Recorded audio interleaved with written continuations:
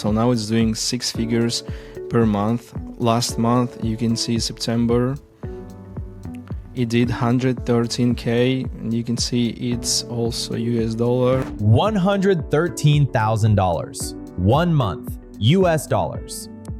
And the channel that generated that number? No face, no crew, no fancy editing. Just a robot voice. 9 images, and videos nearly an hour long. I know what you're thinking. That sounds completely made up.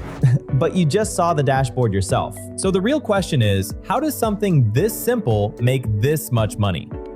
That's exactly what we're breaking down today, because the system behind this channel is something anyone can copy. The person behind this channel is a student of Andrew's. Not a tech genius, not a professional creator, not someone with an unfair advantage. From a poor country, working a regular 9 to 5, English isn't perfect. Just someone who followed a system and executed it without making excuses. When Andrew shared the entire blueprint publicly, I went through it frame by frame, and I realized something important. This is not a YouTube miracle. This is a repeatable system, and the first piece of that system starts with a decision most people get completely wrong. When most people decide to build a YouTube channel, they do the same thing. Open a brand new account. Fresh start, clean slate. Sounds logical, right? Here's why that's often a terrible move. We very rarely use brand new channels that the channel what was already making some money is the best for YouTube trust score, like one of the best, I can say, right? So most people also, they fail because they start too often launching new channels, trying out new niches. They get attracted with the shiny object syndrome very easily, right? But the majority of people, they already have old channels, dead channels with insane potential, right? That can be scaled, that can blow up like this one, right? Did you catch that? An old channel, even a dying one, carries something a brand new channel simply cannot have: YouTube's trust. The platform already knows it's real. It has a history. It has been monetized. It has uploaded before. And because of that, YouTube is far more willing to push its content to new audiences. I've seen this exact pattern across my own channels over the years. I've built 20+ channels, generated 7 figures in revenue, and the ones that grew fastest were almost never the ones starting from scratch. People are obsessed with fresh starts. But sometimes the smartest move isn't building from zero. It's waking up what you already have.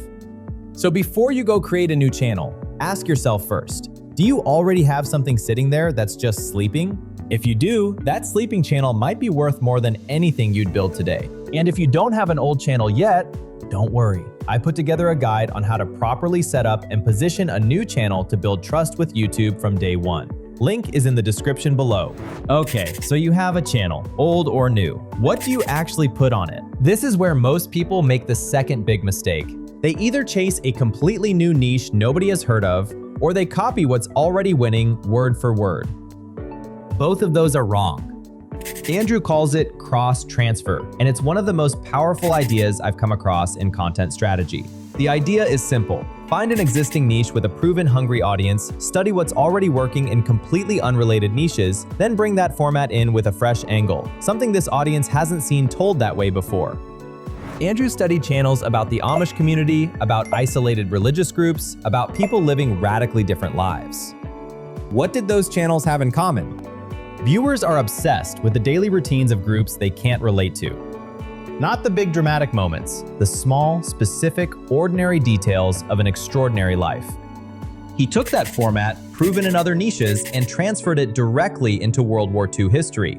The proven market was already there. Massive audience, loyal viewers, serious watch time.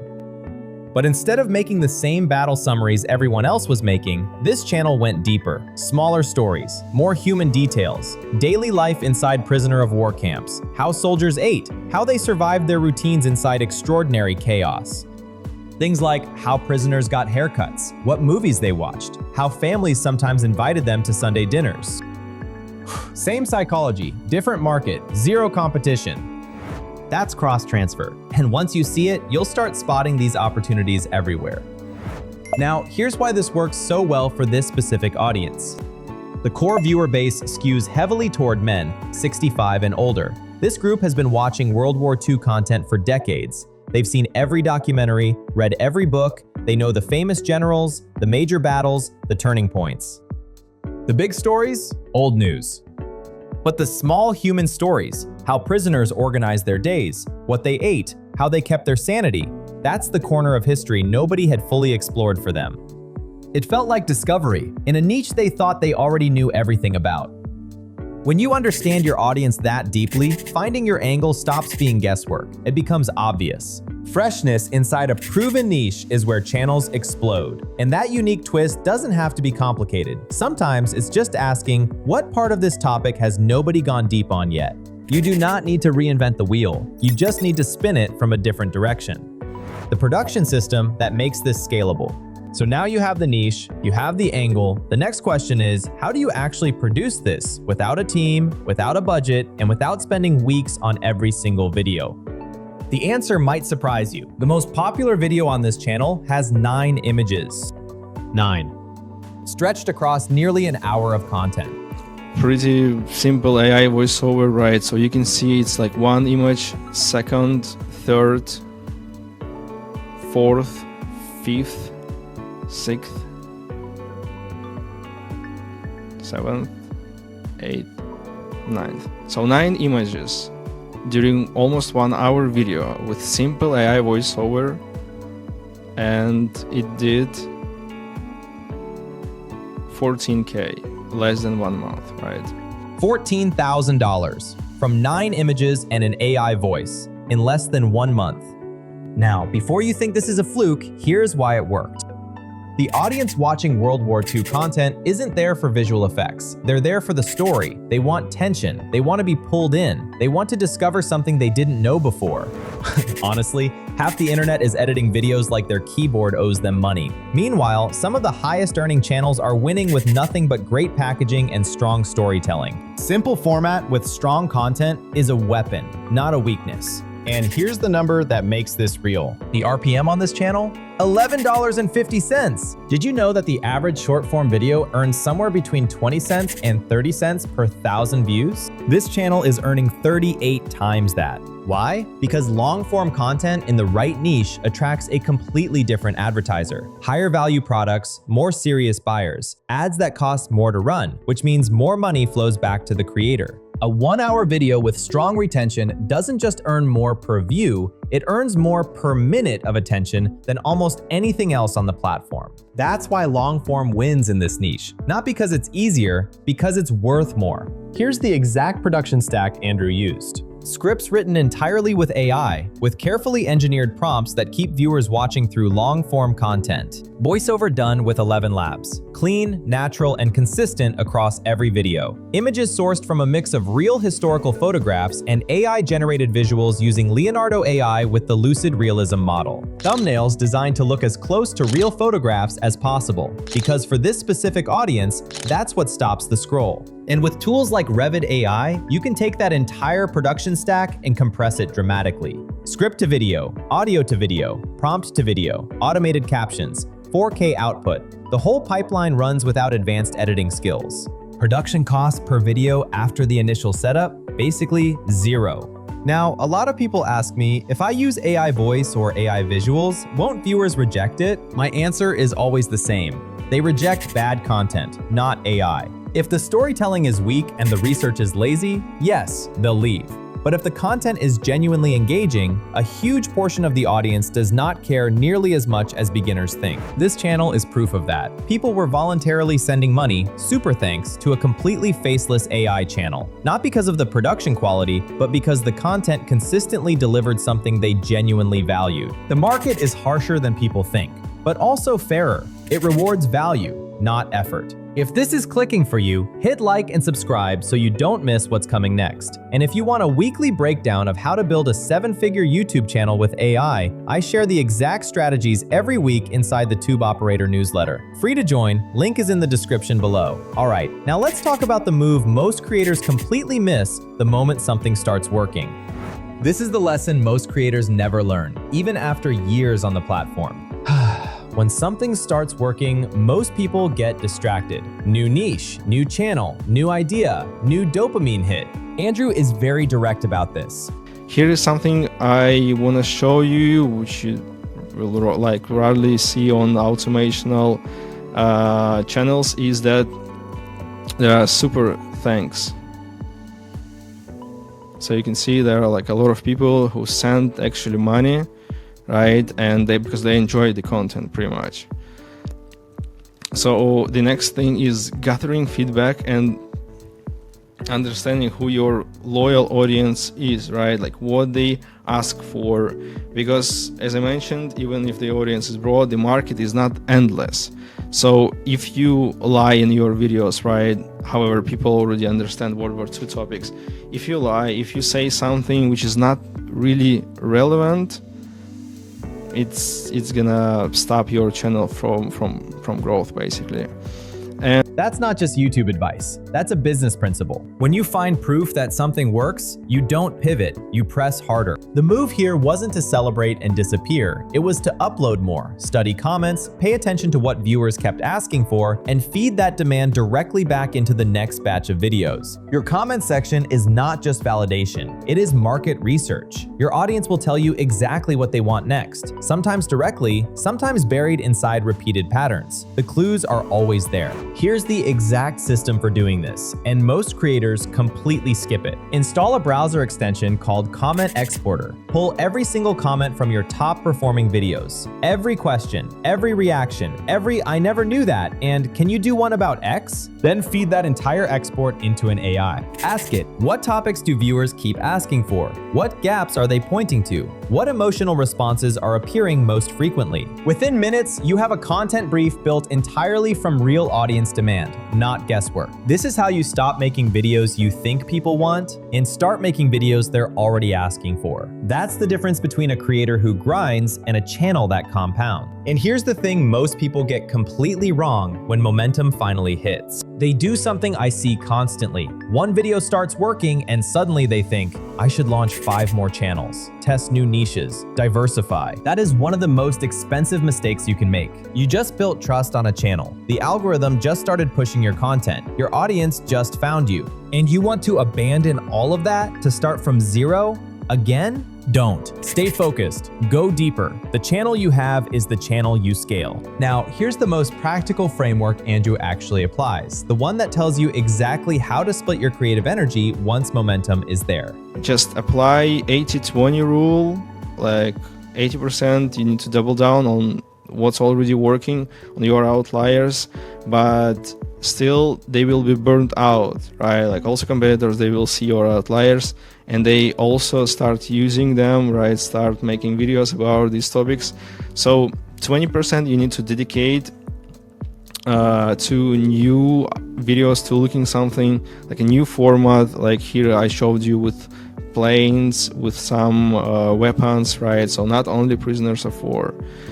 And yeah, it's not about creating the same videos, so it's 80-20% rule. And the last thing, right, I want to cover in this video, that data gathering plus viewer psychology is everything you need, right?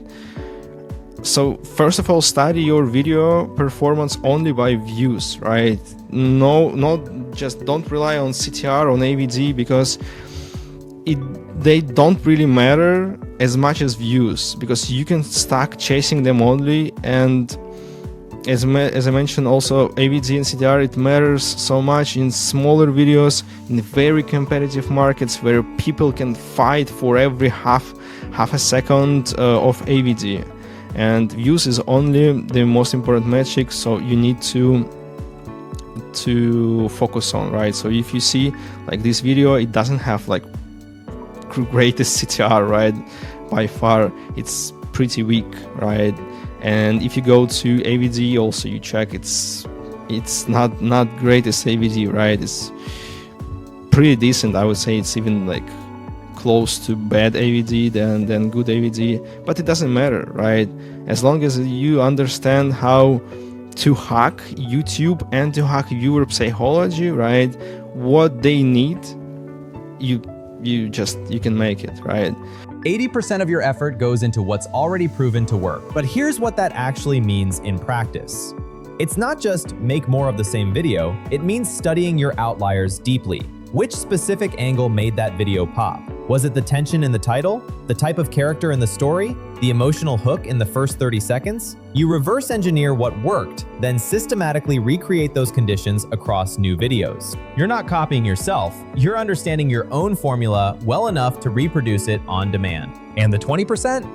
That's your insurance policy. Because here's what always happens. Once a format starts winning, competitors notice. They reverse engineer your videos, they flood the niche with similar content, and slowly your outliers lose their edge. The 20% is how you stay ahead. You're constantly testing new angles, new story formats, new types of tension, new corners of the niche nobody has explored yet. Most of those tests will fail. That's fine. You only need one of them to become your next outlier. And when it does, that 20% immediately becomes your new 80%. That's how the system compounds over time. It's not about working harder, it's about systematically converting what works into a repeatable engine. One more thing Andrew flagged that most people completely ignore.